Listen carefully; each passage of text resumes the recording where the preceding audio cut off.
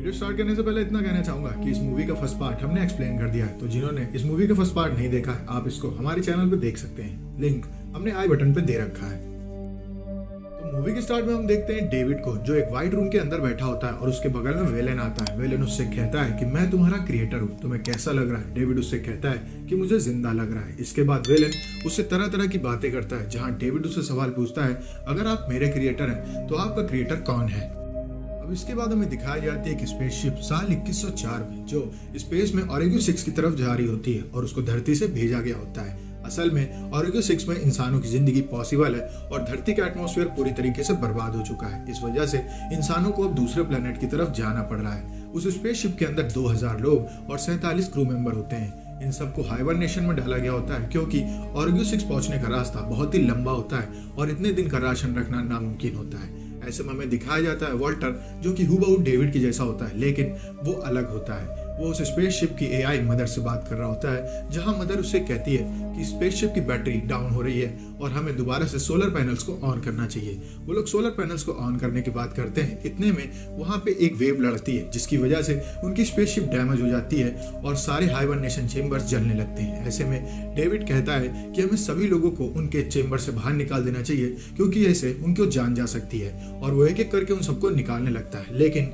इनमें काफी देर भी हो जाती है और काफी लोगों के सेल्स में आग लग जाती है, जिनमें से एक शिप का कैप्टन जैक भी होता है और वो अपने सेल में अंदर ही जल के मर जाता है। अब हमें दिखाया जाता है क्रिस्टोफर, जो कि जैक के मरने के बाद लीड लेने के लिए तैयार रहता है। अब वो लोग जैक और बाकी मरे हुए 47 दूसरे क्रू मेंबर्स की लाश को बाहर फेंक देते हैं और अपने मिशन को आगे बढ़ाने लगते हैं। इस दौरान उन्हें एकदम से कहीं से सिग्नल आता है, जो कि दूसरी डायरेक्शन से होता है। क्रिस्टोफर उस सिग्नल को चेक करता है तो उसे पता चलता है कि थोड़ी दूरी पर एक प्लेनेट है जो कि बिल्कुल धरती के जैसा है और उन लोगों को वहां से एक सिग्नल आ रहा है। क्रिस्टोफर अपनी टीम से कहता है कि हमें उस प्लेनेट की तरफ चलना चाहिए, जहां पर डैनियल उसकी बात काटते हुए कहती है कि हमें ऑर्डर मिला है कि हमें ऑरिगो 6 पे जाना है, तो हमें वहीं पे जाना चाहिए। लेकिन क्रिस्टोफर उसको यह भी बताता है कि आग लगने के बाद से कोई भी क्रू मेंबर सोने को तैयार नहीं है। उन्हें डर है कि उनकी जान फिर से जा सकती है। हालांकि शिप पूरी तरीके से रिपेयर हो गई होती है और वॉल्टर का इसमें बहुत बड़ा हाथ होता है, लेकिन कोई भी क्रू मेंबर उनकी बात नहीं मान रहा होता है। इस वजह से वो लोग शिप को लेकर के उस प्लेनेट की ओर जाते हैं, जहां से उनको सिग्नल आ रहा होता है। और उस प्लेनेट के बाहर जब वो लोग रुकते हैं तो उनमें से एक बताता है कि यहाँ पे बहुत ही तूफान आ रहा है और अगर हम स्पेसशिप को डायरेक्ट ले जाते हैं तो हमारी जान को खतरा होगा। इस वजह से वो एक छोटी शिप में 20 से 22 लोगों की टीम को नीचे प्लेनेट पे भेजते हैं, जिनमें से एक डैनियल और क्रिस्टोफर भी होते हैं। अब उस प्लेनेट पे पहुंचते ही क्रिस्टोफर काफी खुश हो जाता है, क्योंकि उस प्लेनेट का वातावरण पूरी तरीके से अर्थ से रिलेटेबल होता है और वहां पे उन्हें हर तरफ हरियाली दिखाई दे रही होती है। क्रिस्टोफर अपने पूरे क्रू के साथ निकल जाता है उस जगह पे जहां से उनको सिग्नल्स आ रहे होते हैं। वहीं दूसरी ओर उसकी बीवी बीच रास्ते में रुक जाती है, कहते हुए कि मुझे यहाँ की मिट्टी के सैंपल्स ले लेने चाहिए, क्योंकि वहां पे उन्हें गेहूं से लेकर के हर फसल दिखाई दे रही होती है, बस वो थोड़ी बड़ी होती है। क्रिस्टोफर अपनी वाइफ के साथ एक सोल्जर को छोड़ देता है। वो लोग वहां पे मिट्टी का सैंपल लेने लगते हैं, जिस बीच वो सोल्जर एक काले से पौधे पे पैर रख देता है, जिसके अंदर से काली सी चीज निकलती है और उसके कान के अंदर घुस जाती है, पर ये बात उसे पता ही नहीं चलती। वहीं दूसरी ओर क्रिस्टोफर अपने क्रू के साथ आगे पहुंचता है उस जगह पे जहां पे उसे इंजीनियर्स की शिप दिखाई देती है। वो ये देख करके हैरान हो जाता है कि एक शिप यहाँ पे क्रैश कैसे हुई। जब वो लोग थोड़ा और अंदर जाते हैं तो वहां पे भी वो पौधे होते हैं, जहाँ पे उनमें से एक क्रू का मेंबर उस पौधे के ऊपर पैर रख देता है और उससे भी वो काली सी चीज निकल के उसकी नाक में घुस जाती है। अब थोड़ा और आगे जाने के बाद उन लोगों को एक होलोग्राफिक साइट दिखाई देती है, जिसमें किसी और की नहीं एलिजाबेथ शॉ की इमेज बन के आ रही होती है। वॉल्टर बताता है कि आज से 10 साल पहले एलिजाबेथ शॉ अपनी टीम के साथ एक प्लेनेट की ओर निकली थी जहां पे लाइफ होने की बात हुई थी, लेकिन उनका मिशन पूरी तरीके से अनसक्सेसफुल गया था और वो अकेली सर्वाइवर बची थी। यही थी जो हमें सिग्नल्स भेज रही थी। अगर ये बात सच है तो हमें और भी पता करना चाहिए कि यहाँ पे ये कैसे आई और इनके साथ यहाँ पे कौन था। वो लोग थोड़ी और आगे जाकर के जांच पड़ताल कर रहे होते हैं। वहीं दूसरी ओर क्रिस्टोफर की बीवी के साथ जो सोल्जर होता है उसकी तबीयत बिगड़ने लगती है और वो वहीं पे गिर जाता है। अब वो उसको लेकर के वापस आती है छोटी वाली शिप के पास, जहाँ पे हमें पायलट दिखाई देती है। वो पायलट से कहती है कि हमें जल्दी से इसका ख्याल रखना होगा। वो लोग उसको मेडिकल रूम में ले जाते हैं, जहाँ पे उसकी हालत बहुत बिगड़ जाती है और वो आदमी अपने मुंह से खून की उल्टी करने लगता है। ये देखते ही पायलट जान जाती है कि हो सकता है कि ये किसी वायरस से इन्फेक्टेड हो चुका है। वो उसको और क्रिस्टोफर की बीवी को छोड़ के बाहर आ जाती है और उन लोगों को एक सेल में बंद कर देती है। अब क्रिस्टोफर की बीवी बार बार उससे कहती है कि मुझे इस वायरस ने नहीं पकड़ा है, प्लीज मुझे बाहर आने दो, लेकिन वो उसकी बातों पे ध्यान नहीं देती है। अब उस सोल्जर की हालत बहुत तेजी से बिगड़ने लगती है, उसकी पीठ में एक निशान बनने लगता है। वहीं दूसरी ओर क्रिस्टोफर को पता चलता है कि उसकी वाइफ के साथ जो सोल्जर था उसकी तबीयत बिगड़ने लगी है। वो भागता है स्पेसशिप की ओर। वहीं दूसरी ओर वो देखता है कि उसके साथ जो सोल्जर है उसकी तबीयत भी बिगड़नी शुरू हो गई है।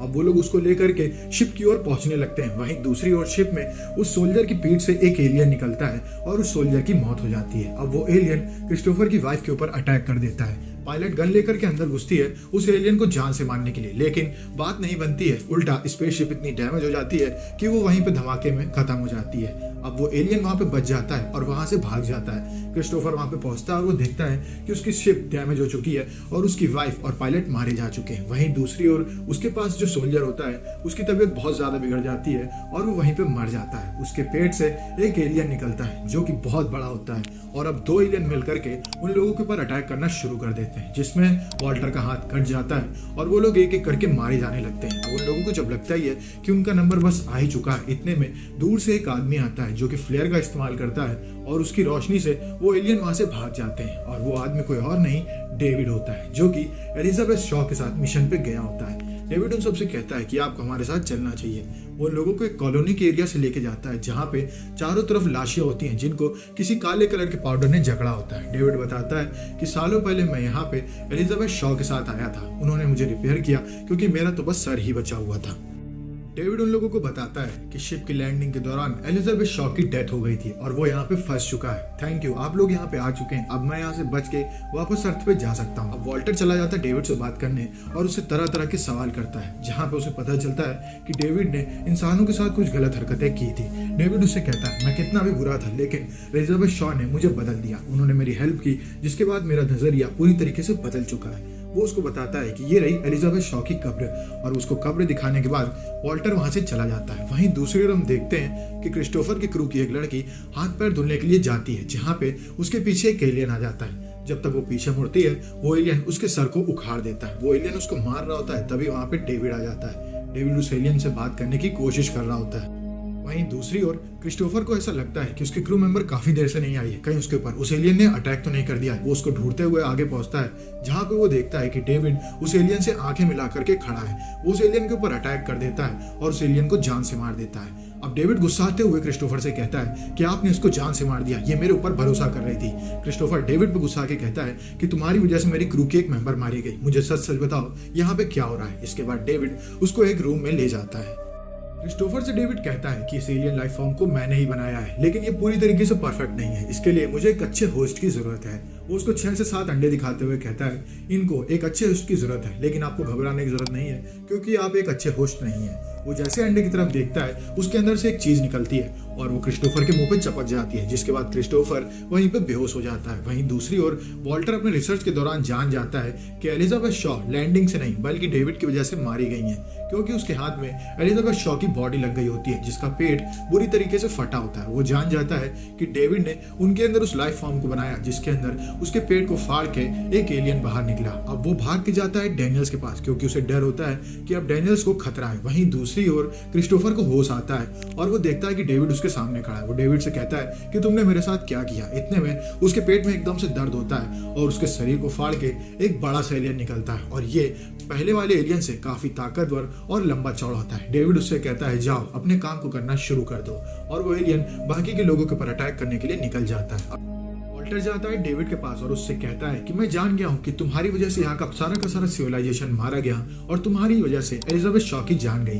अब हमें दिखाया जाता है सालों पहले जब डेविड एलिजाबेथ शॉ के साथ वहां पे आया था। वहां पहुंचते ही वो उस काले लिक्विड को जो कि इंजीनियर्स अपने साथ लेकर के घुमा करते थे वहां के सिविलाइजेशन के ऊपर डाल देता है, जिससे कि वो सब के सब वहीं पे मारे जाते हैं। और मूवी के स्टार्ट में हमें जो लाशें दिखाई जाती हैं उन सबको मारा डेविड नहीं होता है। डेविड उससे कहता है तुम हद से ज्यादा जान चुके हो। इसके बाद वो उसके ऊपर अटैक करता है जिसमें कि वॉल्टर वहीं पे बंद होकर के बैठ जाता है। डेविड उससे कहता है कि मैं तुम्हें बंद करने का तरीका जानता हूँ। अब वहां से वो जाता है डैनियल्स के पास और उसको पटक देता है जमीन पे। वो उससे कहता है कि तुम मेरी रिसर्च में मेरी काफी हेल्प कर सकती हो। वो उसके साथ बदतमीजी कर ही रहा होता है, इतने में वहां पे वॉल्टर आ जाता है और वो डेविड के ऊपर अटैक कर देता है। डेविड उससे कहता है मैंने तो तुम्हें बंद कर दिया था। वॉल्टर उससे कहता है कि तुम्हारी बदतमीजियों के बाद हम लोगों को काफी अच्छी तरीके से अपग्रेड किया गया है ताकि तुम्हारे जैसा कोई हमें खत्म ना कर सके। अब वहां पे डेविड और वॉल्टर की लड़ाई होने लगती है।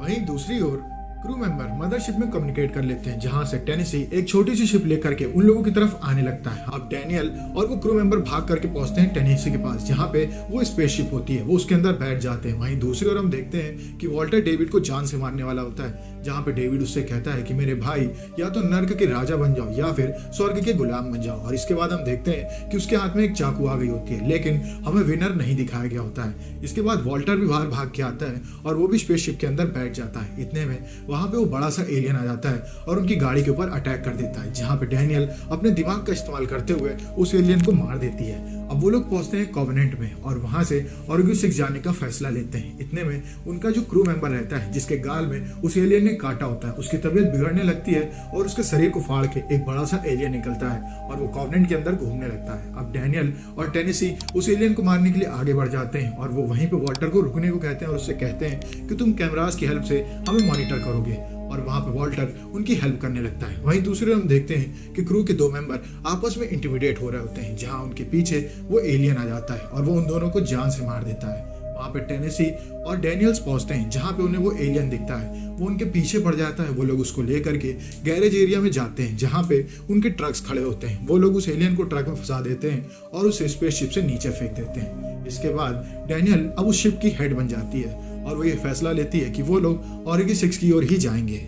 इस वजह से उन सबको दोबारा से हाइबरनेशन में जाना होगा। अब एक एक करके वो सब लोग हाइबरनेट होने चले जाते हैं, जहां पे हम देखते हैं कि हाइबरनेट होने से पहले डैनियल्स वॉल्टर से पूछती है कि क्या तुम मेरी हेल्प करोगे वहां पे मेरा बीच पे एक घर बनाने में, क्योंकि जब डैनियल के हस्बैंड की मौत हो गई थी तो उसने वॉल्टर से बात की थी और वॉल्टर ने उसको प्रॉमिस किया था कि आपका बीच हाउस बनाने में मैं आपकी हेल्प करूंगा। इस जगह पे हम देखते हैं कि वॉल्टर उसको कोई जवाब नहीं देता और उसको हाइबरनेट होने के लिए कह के चला जाता है। अब यहाँ पे डैनियल्स जान जाती है कि ये असल में वॉल्टर नहीं डेविड है, लेकिन हाइबरनेट होने की वजह से उसको नींद आ जाती है और वहीं पे बेहोश हो जाती है। इसके बाद हम देखते हैं कि ये आदमी कोई और नहीं डेविड ही है और वो अपने मुंह से 2 एलियन के अंडे निकालता है और उनको वहां पे रखे टेस्ट ट्यूब बेबीज में से एक से रिप्लेस कर देता है। और इसके बाद वो कॉवेनेंट को लेकर के ऑर्ग्यू 6 की तरफ जाने लगता है, जहां पे वो अपनी एलियन लाइफ फॉर्म को रिफॉर्म करेगा और मूवी यहीं पे खत्म हो जाती है। अगर आपको वीडियो अच्छी लगी हो तो वीडियो को लाइक करें, चैनल को सब्सक्राइब करें। मिलते हैं आपसे नेक्स्ट वीडियो में, तब तक के लिए स्टे सेफ, स्टे हेल्दी,